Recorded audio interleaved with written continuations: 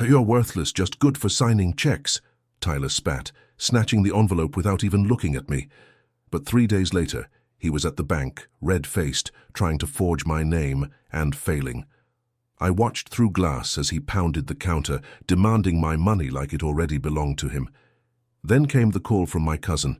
Tyler was telling the whole family I'd gone senile, said I begged him to take over my finances. That was the real punch. He wasn't just stealing my signature, he was stealing my mind. But what he didn't know? That check wasn't cashable without me. And the will he thought he'd inherit? Let's just say he's in for one hell of a surprise. My name is Walter Whitaker, and I'm 75 years old. Every morning starts the same. Black coffee at dawn while reviewing my meticulously kept ledgers, followed by tending my prized roses. My late wife, Margaret, taught me patience with both money and flowers. My grandson, Tyler, in his expensive sneakers and designer clothes, treats my frugal habits like some quaint joke. My daughter, Sarah, Tyler's mother, tries to mediate but stays quiet when he mocks my old-fashioned ways. The morning he called me worthless, I felt my pen scratch a bit harder against the checkbook, but decades of factory work and night accounting taught me to keep steady hands. What that boy doesn't realize, studying my every move for signs of weakness, is that I've reviewed my will 3 times this year alone. But let me start from the beginning. That morning started like any other. I'd woken before sunrise, made my coffee just the way I liked it, black as night and strong enough to wake the dead, and settled at my kitchen table with my checkbook. The morning light was starting to filter through the lace curtains Margaret had hung decades ago, casting delicate shadows across the polished wood.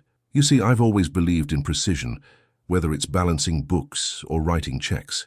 I smoothed out the fresh check, feeling that familiar crispness under my fingers. $500. Not a fortune by today's standards, maybe, but it represented 2 weeks of factory overtime back in my day. I filled it out carefully, using the fountain pen Margaret gave me on our 30th anniversary, the blue ink flowing smooth and sure. Most folks might have missed the detail, but I made sure to include that counter-signature requirement. Requires second signature for deposit. Just a small line of text, but important. Call it insurance, if you will. 40 years of accounting teaches you to mind the fine print. Have you ever noticed how time seems to slow down when you're waiting for something unpleasant? The kitchen clock ticked away, each minute stretching longer than the last. Tyler was supposed to be here at 9. It was nearly 10:30 when I heard the front door slam. He swaggered in. There's no other word for it. Those expensive sneakers squeaking against my freshly mopped floor. His phone was glued to his hand, thumb scrolling endlessly. Didn't even look up to say hello. Just dropped into the chair across from me, the one his grandmother used to sit in, like he owned the place. "Here's your birthday check, Tyler," I said, sliding the envelope across the table. The paper made a soft whisper against the wood, the kind of sound that used to mean something special when I was his age. He snatched it up one-handed, still staring at his phone. Then came those words, casual as commenting on the weather, but sharp as broken glass. "Thanks," he muttered, finally glancing up with that smirk I'd grown to know too well. "At least you're good for something, right? I mean, let's face it, Grandpa. You're worthless except for signing checks." The kitchen went quiet. Even the old fridge seemed to hold its breath. My coffee turned to acid in my stomach, but I kept my face neutral. Another skill learned from decades of negotiations across conference tables. Sarah, who'd been loading the dishwasher, dropped a spoon with a clatter. "Tyler," she gasped, but he was already standing up, envelope disappearing into his designer jacket pocket. I could have said something. Could have snatched that check back, torn it up right there. Could have reminded him that those sneakers he loved so much cost more than my first car. But I just sat there, hands flat on the table, steady as ever. His sneakers squeaked all the way down the hall, each step like a little laugh at my expense. The front door slammed again, and I heard his sports car roar to life in the driveway. I took my time finishing my coffee, though it had gone cold. Got up, rinsed the mug, the blue one with the chip on the handle that Margaret could never bring herself to throw away. Through the kitchen window I could see my rose garden calling. Outside I focused on pruning the peace rose Margaret had planted the year Tyler was born. Funny how some things thrive with careful tending while others, well, my hands didn't shake as I cut away the dead wood. They never do when I'm working with my roses. Back inside I opened my ledger one last time that day. $500, noted in clean, precise numbers. But as I closed the book and reached up to turn on the porch light, Margaret's habit, not mine, I couldn't shake a question that felt heavier than all my years of careful bookkeeping. When does generosity, without respect, become nothing more than feeding a hunger that can never be satisfied? 3 days after Tyler's visit, my niece Sarah called. Her voice had that careful tone people use when they're carrying bad news in both hands. "Uncle Walt," she said, "I thought you should know. Tyler's been talking to the cousins, bragging actually. Says he's found a way to cash in your money early. I didn't want to get involved, but you're worried," I finished for her. My hand tightened on the phone, but I kept my voice steady. "I appreciate you telling me, Sarah. You know that feeling when something you've been dreading finally shows its face. There's almost a relief to it. Almost." I double-checked my records after hanging up. The counter-signature requirement was there, clear as day on every check I'd written Tyler in the past year. It wasn't much protection, but it was something solid to hold on to. Like the garden spade Margaret gave me our first Christmas. Simple tool, right purpose. The next morning my coffee was interrupted by a call from Dennis at the bank. I've known Dennis since he was a teller, back when this town still had more trees than traffic lights. His voice had an edge I'd never heard before. "Walt, could you come down to the branch? Soon as possible. There's a situation with some checks." I didn't rush. Changed my shirt, combed my hair neat. Habits matter when you're walking into trouble. The 3-block walk to the bank gave me time to settle my thoughts, though each step felt heavier than the last. Walking through those glass doors, I caught the sharp smell of toner and fresh paper. Tyler was at the counter, red-faced and leaning forward like he was trying to push his way through it. Papers were scattered across the surface. I recognized the pale blue of my checks among them. You'd think after 75 years, nothing your family does could surprise you anymore. Wouldn't that be nice? The line behind Tyler had gotten quiet, the way people do when they're trying not to stare at an accident. I could see him jabbing his finger at something on one of the checks, his voice just shy of shouting. "Look, I told you, he signed it. That's his signature right there." I stepped closer, my shoes squeaking against the polished floor. The sound made Tyler spin around, and for just a second, I saw something flash across his face. Not shame exactly, more like being caught with his hand already in the cookie jar. "Grandpa," he said, recovering fast, "tell them this is your signature. They're being ridiculous." I looked down at the check he was pointing to. The signature looked like mine at first glance. The same slant, similar loops. But 40 years of signing factory payrolls teaches you something about consistency. The W was too tight, the cur at the end, too rushed. My hands started shaking, just a little, but I kept them clasped behind my back. Dennis cleared his throat. "Mr. Whitaker, would you step into my office? We need to verify some signatures." I nodded, still not trusting myself to speak. The smart play was to let Tyler show his hand, completely. Sometimes silence does more work than all the words in the world. "This is bull—" Tyler started, but Dennis cut him off with a raised hand. "Sir, please wait out here." The office wasn't much, just a desk, 3 chairs and a window looking out at the parking lot. Dennis closed the door halfway, but I could still hear Tyler's shoes squeaking on the floor outside, see his fist pressing against the glass. "Walt," Dennis said quietly, pulling out several checks from a folder. "I need you to look at these signatures carefully. Take your time." Through the half-open door, I heard Tyler's voice rising again, saw his shadow pacing like a caged cat. My hands weren't quite steady as I reached for the first check, but my mind was clear as morning light. Dennis laid out 3 checks side by side under his desk lamp. The harsh fluorescent light caught every pen stroke, every hesitation, every pressed too hard line. I didn't need his magnifying glass to see what was wrong, but I took it anyway. Some things deserve their proper respect. "See here," I said, pointing to where Tyler had crossed the T in my last name. I always make that cross longer, lighter. My own signature had been flowing the same way since I first signed a factory time card in '65. Muscle memory, pure and simple. Dennis nodded, his face professionally blank. "And the pressure points?" He tapped the paper where dark ink bloomed at the corners of letters. "Too heavy." I set the magnifying glass down carefully. "Boy's got an angry hand." You ever notice how some moments feel like photographs being taken? Like you're watching yourself from outside, knowing this is something you'll remember. That's how it felt, sitting in that leather chair, confirming my own grandson had tried to forge my name. "We can press charges," Dennis said quietly. "Banking fraud is serious business." I shook my head. "Not yet." The word "yet" came out before I could catch it, surprising us both. "At least let me close these accounts, set up new ones," Dennis offered. He was already reaching for forms. "No." I stood up slowly, straightening my collar. "Leave everything exactly as it is. Sometimes you need to give a fish more line before you reel it in." Tyler was gone when I walked through the lobby, probably stormed out when he realized his game was up. The morning sun hit me as I pushed through those glass doors, and for a second I had to stop and get my bearings.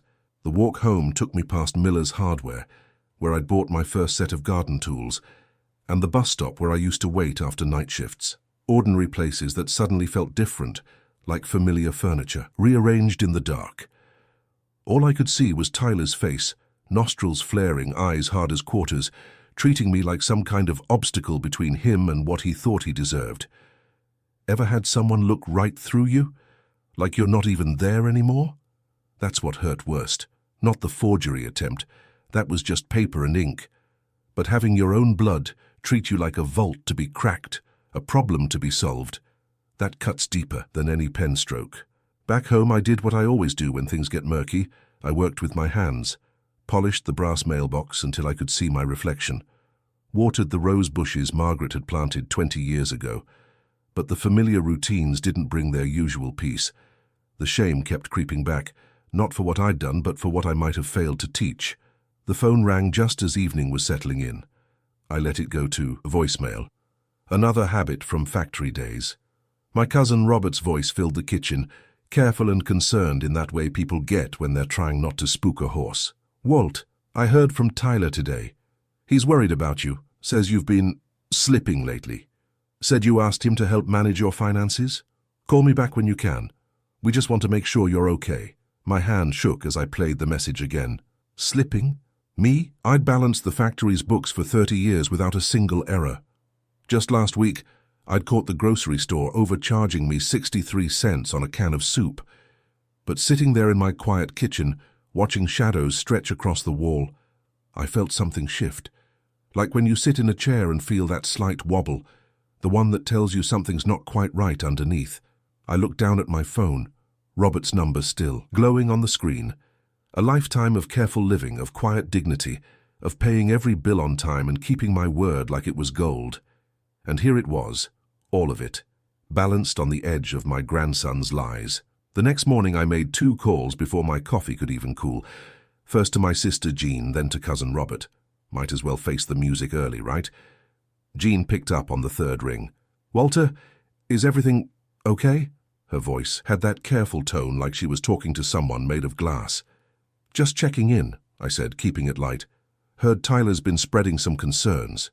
"Oh," a pause that stretched too long. "Well, you know how kids worry these days. Always thinking they know better than us old folks." My stomach tightened. She wasn't even questioning his story. Robert was worse. "Look, Walt, there's no shame in getting help. Tyler says you've been forgetting things, asking him to handle your accounts. Robert, I caught him trying to forge my signature at the bank just last week. Are you sure that's what happened?" His voice went soft, patronizing. "Tyler mentioned you might be getting confused about things." I hung up after that. Had to. The copper taste of frustration was filling my mouth, and some words you can't take back once they're said. Standing in my hallway, I stared at the closet door for a full minute before pulling it open. Behind the winter coats and Margaret's old quilts sat a thick black binder, its spine labeled Estate in my precise handwriting. I'd always found comfort in organization, in having everything just so. Maybe seeing all my papers in order would settle this knot in my chest. But when I opened that binder at my kitchen table, comfort was the last thing I found. Pages of account alerts stared back at me. Online access attempts flagged on 4 different accounts, all within days of Tyler's scene at the bank. Each one marked with timestamps, IP addresses, failed security questions. He hadn't just tried once. He'd been hammering at my accounts like a kid with a piggy bank and a hammer. You know that moment when you realize you're in deeper water than you thought? When the bottom drops away and your toes can't find sand anymore? That's how it felt, sitting there with those papers spread around my coffee cup. I couldn't handle this alone, not anymore.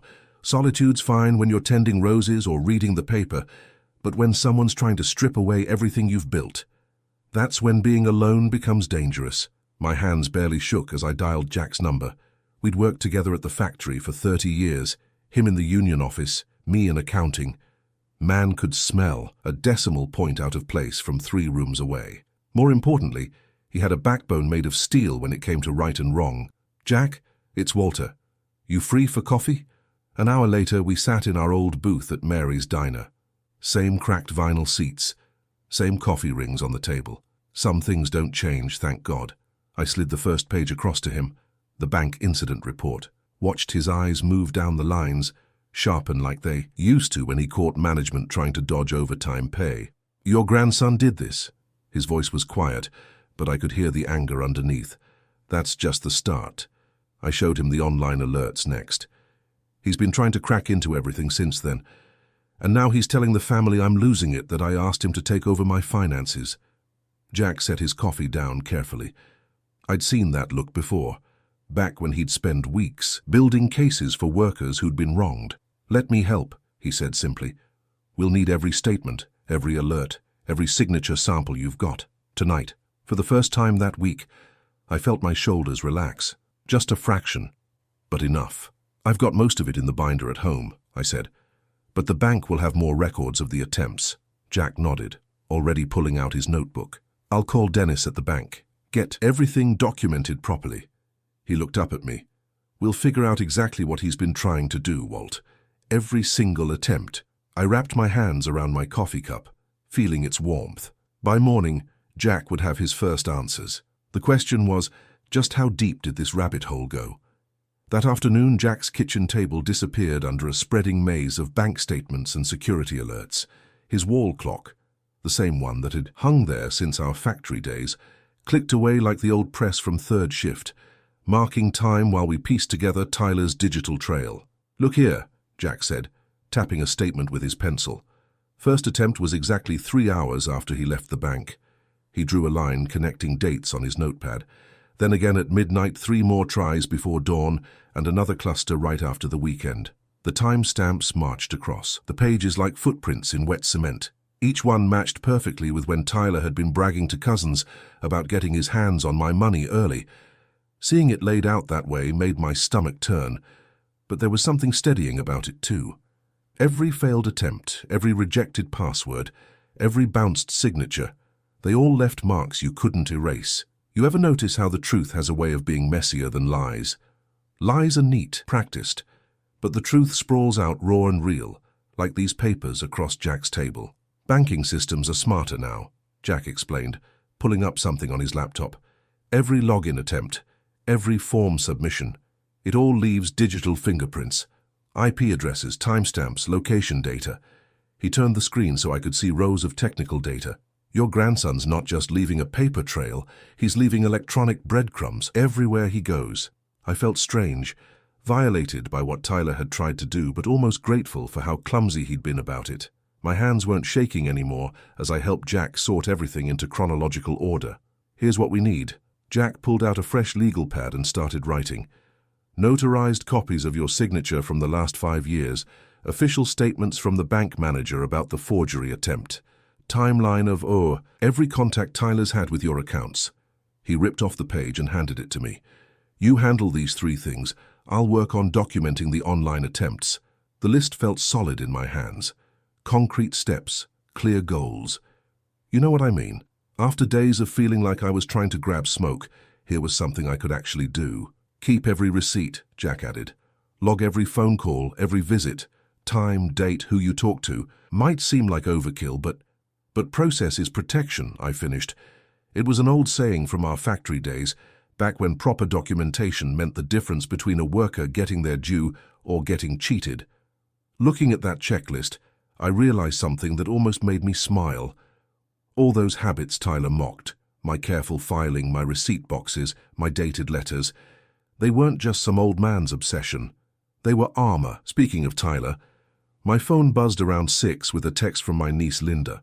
Apparently he'd been at her house for dinner, laughing about how Grandpa's probably sorting his precious papers right now, like always. I showed it to Jack, who snorted. Sounds like somebody's nervous. He was right. That jab didn't have the same sting as before.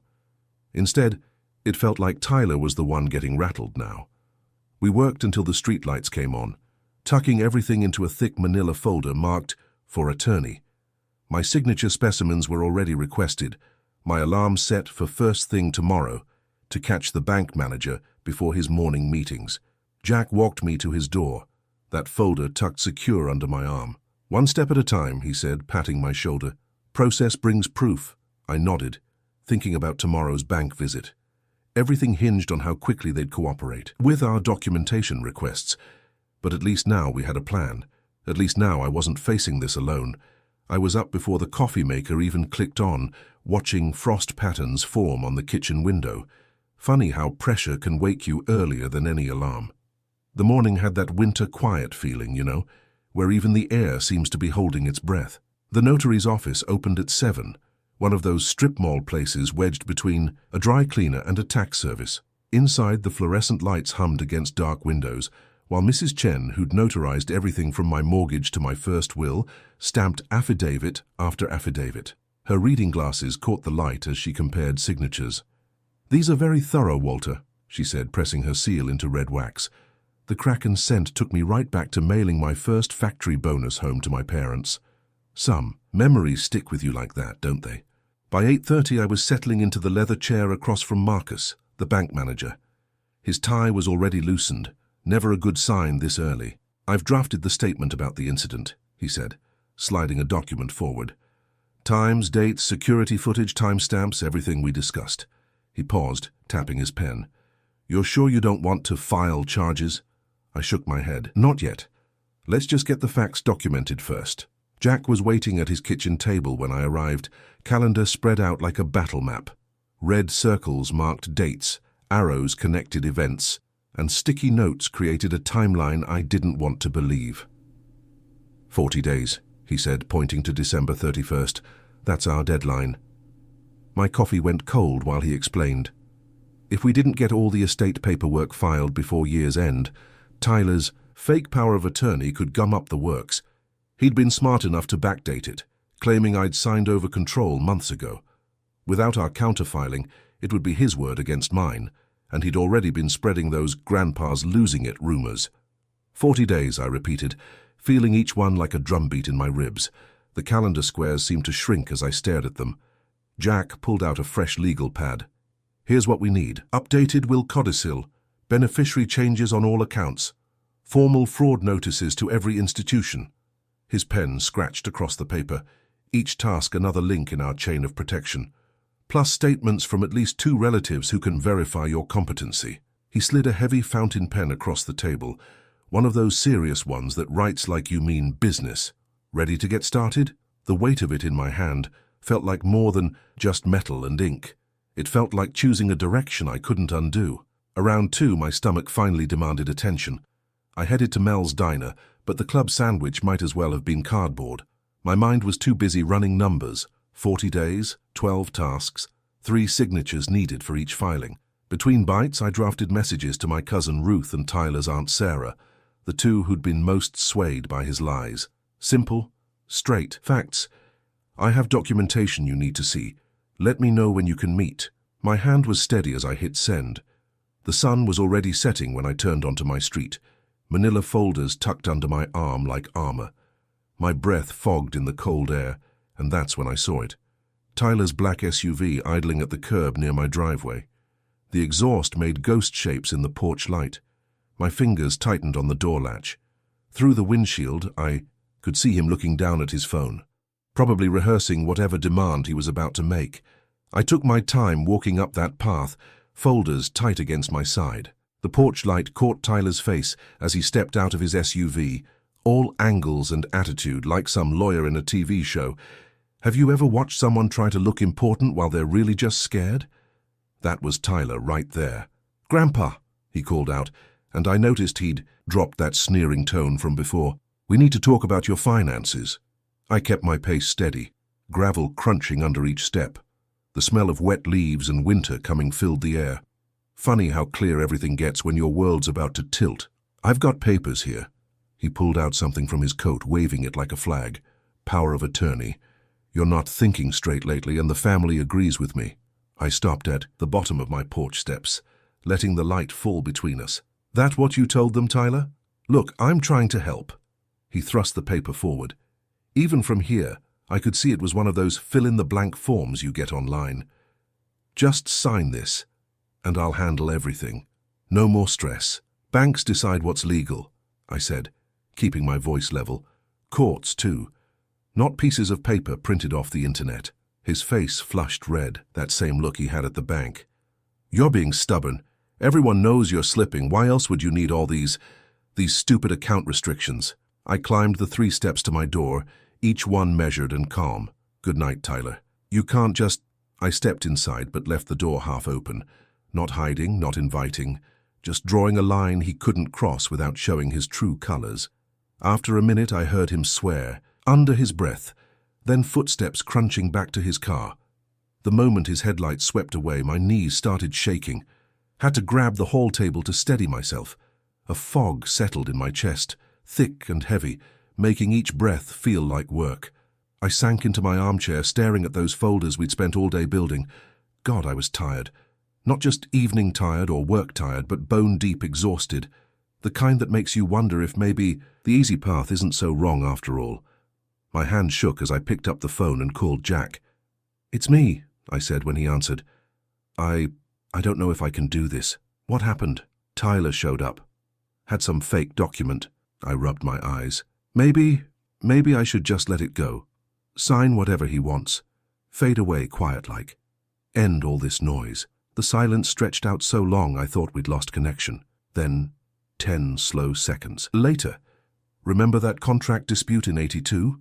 At the factory? You didn't shout once, didn't pound tables, just kept filing papers, building evidence. Your quiet was louder than any bullhorn." I looked out through the living room window at my rose garden. Bare branches dark against the night sky. The porch light caught the frost starting to form on the leaves. "Walter," Jack said, "quiet men can be real loud on paper. And you've got a stack of papers right there." Something settled in my chest then. Not peace exactly, but purpose. The fog thinned out. "Yeah," I said. "Yeah, I do." After we hung up, I sat at my desk and uncapped my pen. The house creaked its familiar evening sounds around me, and outside that porch light kept burning steady. "What if endurance is enough?" I whispered to the empty room. The question hung there like frost on a window, simple, clear, and sharp.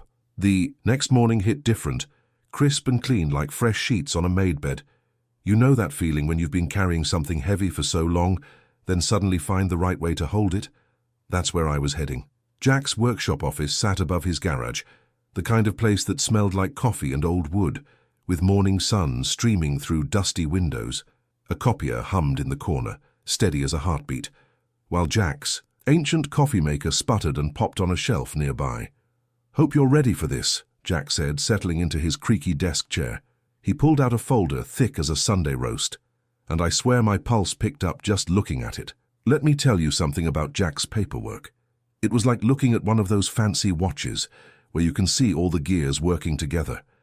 Everything had its place, every document tagged and labeled, with those little colored tabs sticking out the sides. "Remember that will we updated last month?" Jack asked, tapping the folder. "The one you signed, but we held back?" I nodded, taking a sip of coffee that tasted like Victory Brewing. "Filed away safe, just like you said. Well, now it's got company." He started laying out papers like playing cards. Affidavits from the bank manager, documentation of every attempted account access, timestamps, IP addresses, even got those security camera stills from the branch showing Tyler's little forgery attempt. The coffee mug warmed my hands as I watched him line everything up. Ever notice how hope feels? It's like sunshine after rain. Starts small, then spreads until everything looks different. "Strategy's simple," Jack continued, pointing to each document cluster. "First, we file your revised will, makes everything official and above board. Then we notify every financial institution about the attempted fraud. Finally," he patted a particularly thick section, "we present this whole dossier to counsel before that year-end deadline hits." "What about the hearing?" I asked, setting down my mug. Been a while since I've been in front of a judge. Jack leaned back, folded his arms. That's why we practice. Judges want 3 things: calm answers, exact dates, and 0 guessing. No, maybe, or I think. Just what you know for sure. We spent the next hour running through questions. Jack played judge, firing off the tough ones. When exactly did you notice the forgery attempt? What specific conversations occurred? Can you verify these dates? At first my answers came out tangled, but Jack kept at it until everything flowed smooth as oil. You'd be surprised how much confidence comes from simply knowing your facts cold. Around 10, I pulled out my phone and called my niece Sarah, the one who'd first warned me about Tyler's bragging. Her hesitation from before had bothered me more than I'd admitted. There's going to be a hearing, I told her, voice steady as a level. Would mean a lot if you'd come. Yes, Uncle Walter. I'll be there. The relief in her voice told me she'd been waiting for someone to fight back. Jack helped me pack everything into my old briefcase, the one I'd carried through 30 years of factory management. The leather was worn but still strong, just like its owner. Standing at his desk, I glanced at the calendar he had mounted on the wall. The hearing date was circled in red, bold as a stop sign. 40 days had seemed like a sprint last week. Now it felt like a steady march toward something right. Will the judge see it all? I asked, not really expecting an answer. Sometimes you just need to put a question in the air, let it settle like dust in sunlight. Ever notice how some mornings feel like they're lit differently? Like the world's trying to tell you something? That's how the courthouse looked that Tuesday. All sharp angles and clean light standing there like it was waiting just for me. I'd polished my old dress shoes the night before, the same ones I wore to retirement parties and weddings. Funny how ritual steadies the hand. The leather gleamed now against courthouse marble as I walked through security, my briefcase heavy with purpose rather than weight. The courthouse lobby smelled like lemon polish and old wood, with that hint of paper dust that seems to follow anywhere justice gets done.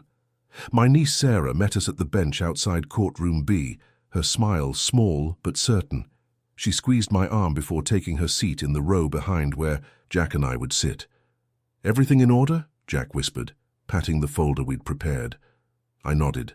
After all these weeks of gathering, organizing, and practicing, our evidence sat in perfect sequence, each tab marking another nail for Tyler's coffin of lies. You know that moment when you're so ready for something that nervousness turns into a kind of calm.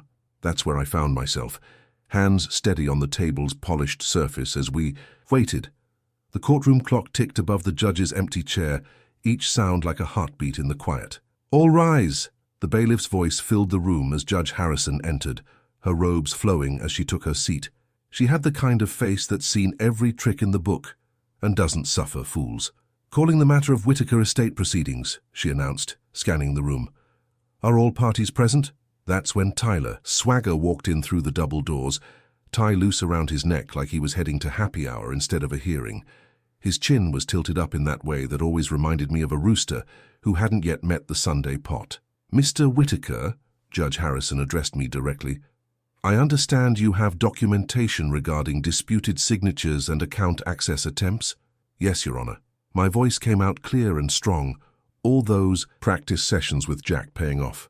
"The bank manager's affidavit details each instance." She nodded to the clerk. "Please read the relevant portions into the record." The clerk's voice filled the courtroom, each word falling like a hammer. Dates, times, failed attempts, forged signatures. I watched Tyler's face as the evidence mounted. His expression shifted from bored to tense, jaw tightening with each new detail. February 15th, 10:47 a.m., attempted access to account ending in 4721. February 16th, 2:15 p.m., signature verification failure on withdrawal slip. February 18th, multiple online access attempts flagged as suspicious. When the judge asked me to confirm dates, I kept my answers clean and precise, just like we'd practiced. "Yes, Your Honor, I was present at the bank on February 16th when—" "That's not how it happened," Tyler burst out, half rising from his chair. His carefully styled hair was starting to wilt, like his confidence. Judge Harrison's gaze could have frozen hell. "Mr. Tyler Whitaker, you will remain seated and silent until addressed by this court. Is that clear?" "But he's—" "Is that clear?" Tyler slumped back, tugging at his collar. A bead of sweat traced down his temple. "Now then," the judge continued, "I see there's a revised will submitted for consideration. Clerk, please mark this as Exhibit D and hold for review." I caught the tiny flinch Tyler couldn't hide at the words revised will. His right eye twitched, the same tell he'd had since he was 7 and got caught stealing cookies. Back then, it had been almost cute. Now it was something else entirely. The judge lifted another document from her stack.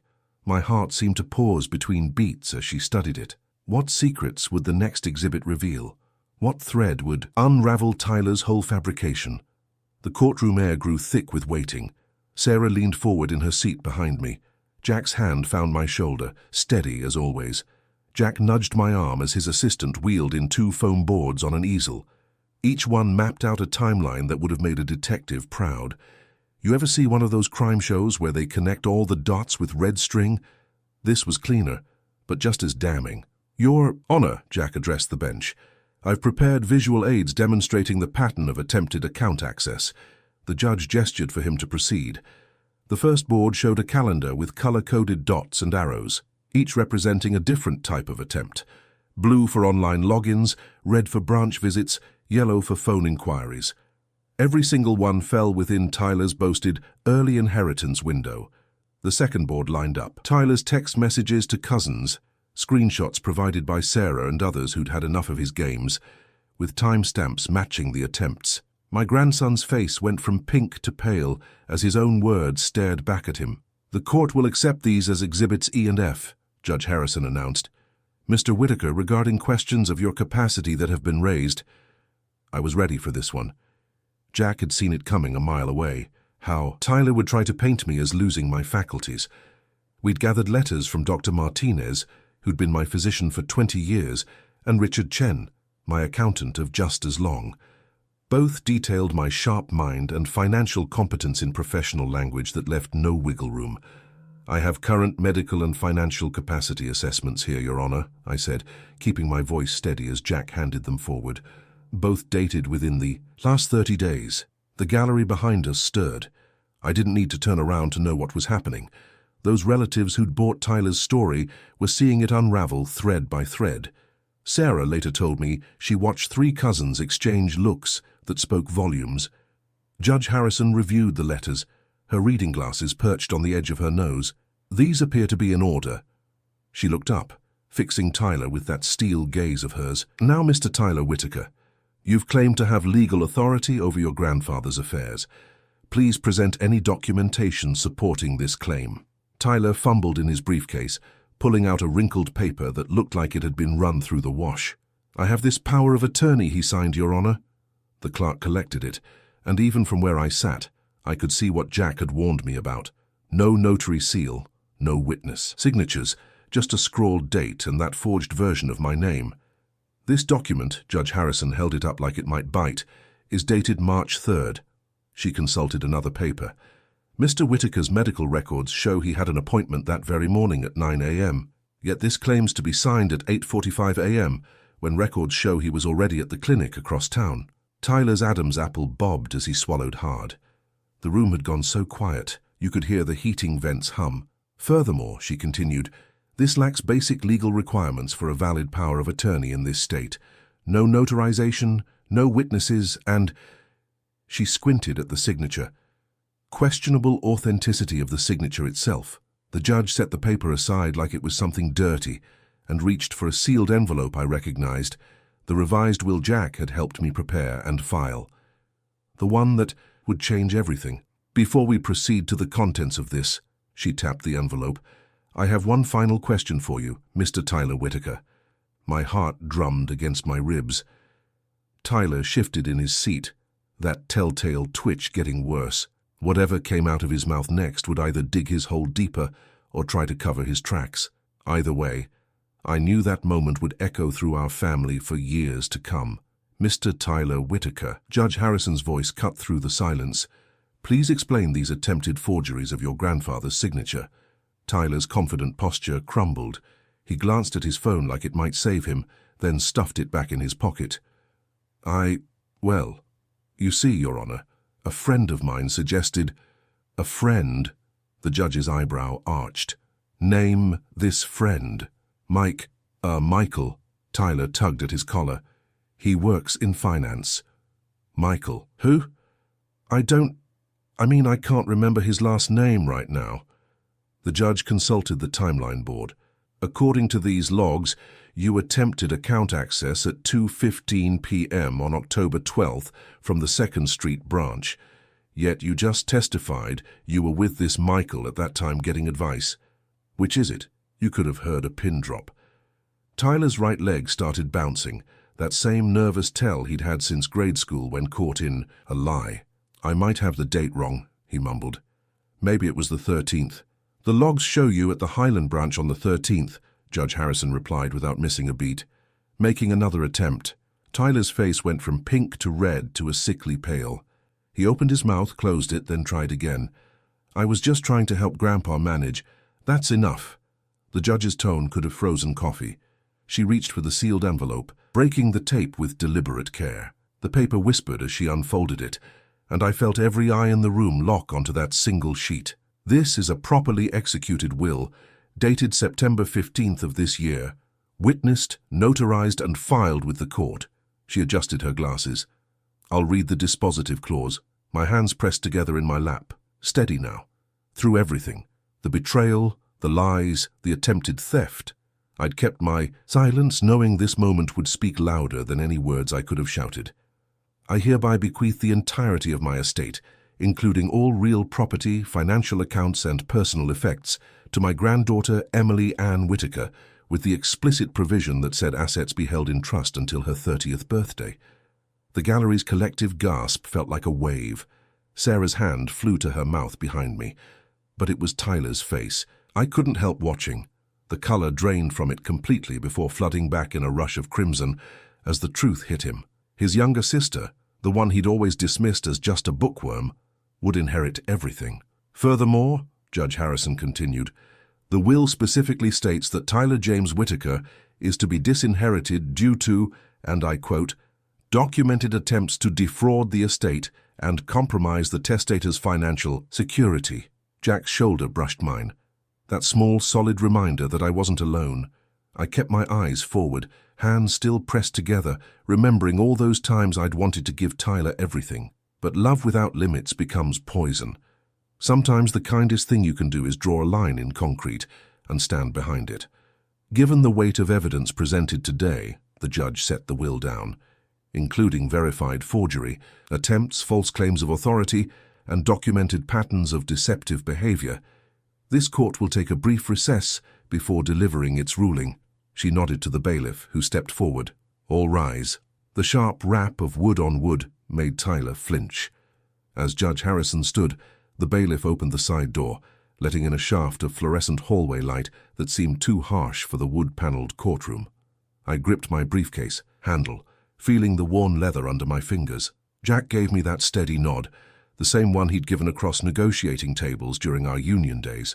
We both knew what was coming, but the exact words that would fall with that final gavel still hung in the air between us, heavy with consequence. My shoulders stayed straight as we filed toward the corridor. Some victories don't need fanfare. They just need to be witnessed. The bailiff's rise brought us to our feet as Judge Harrison returned. Her robes whispered against the bench as she settled, shuffling papers with practiced efficiency. The afternoon sun slanted through tall windows, casting long shadows across the courtroom floor. "Be seated," she said, and chairs creaked in unison. After reviewing the evidence presented today, this court makes the following findings. I felt Jack's steady presence beside me, Sarah's gentle support from the row behind. Tyler sat alone at his table, shoulders rigid. First, regarding the attempted account access and signature forgeries. Judge Harrison's voice carried clear authority. This court finds clear and convincing evidence that Tyler James Whitaker made multiple unauthorized attempts to access his grandfather's accounts between October 12th and October 28th of this year. Bank records, surveillance footage, and witness testimony establish a pattern of deliberate deception. She lifted a document. The fraudulent power of attorney document, dated November 3rd, is hereby declared void.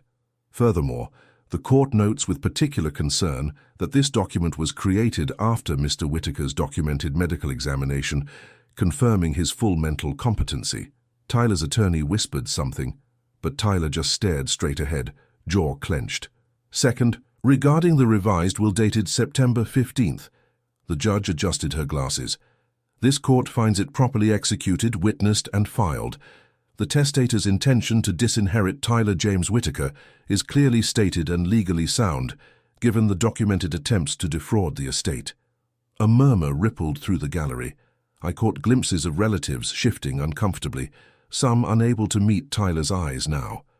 The same people who'd believed his lies about my competence were watching his carefully crafted story crumble.